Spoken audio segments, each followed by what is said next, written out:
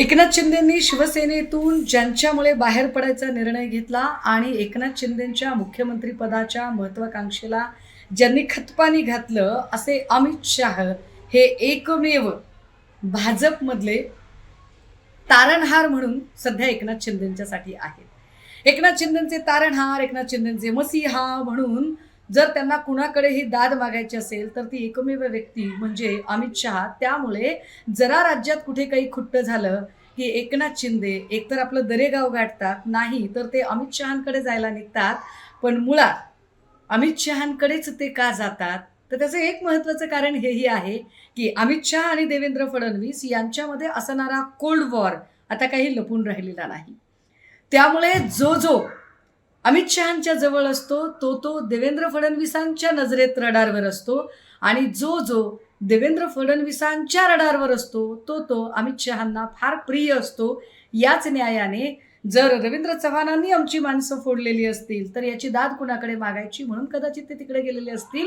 पण यातली एक गोष्ट फार उल्लेखनीय आहे ती म्हणजे उदय सामंत हे अगदी त्याच वेळेला रवींद्र चव्हाणांना भेटायला जातात। कदाचित जर उद्या अशी काही परिस्थिती आलीच की नाही आपल्याला आता या सगळ्या चौकशीचा ससेमिरा किंवा चहू बाजूने होणारी कोंडी फोडायचीच असेल आणि जर भाजपसोबत मर्जच व्हायचं असेल तर काय करावं, तर उपमुख्यमंत्री पदाची महत्त्वाकांक्षा असणारे उदय सामंत कोणत्याही क्षणी आपला जवळचा जो काही एकूण जो गट आहे तो घेऊन भाजपकडे सुद्धा जाऊ शकतातच की। काय प्रॉब्लेम काय आहे?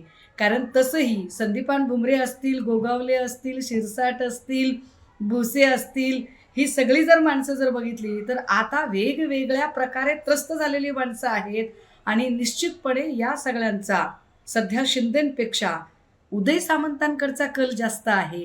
त्यामुळे महाराष्ट्राच्या राजकारणातला जो रंजक पट आहे 2022ला जे काही शिंदेंनी एक अंक नाटकाचा दाखवला होता, मला वाटतं त्याचा दुसरा अंक आता सुरू आहे।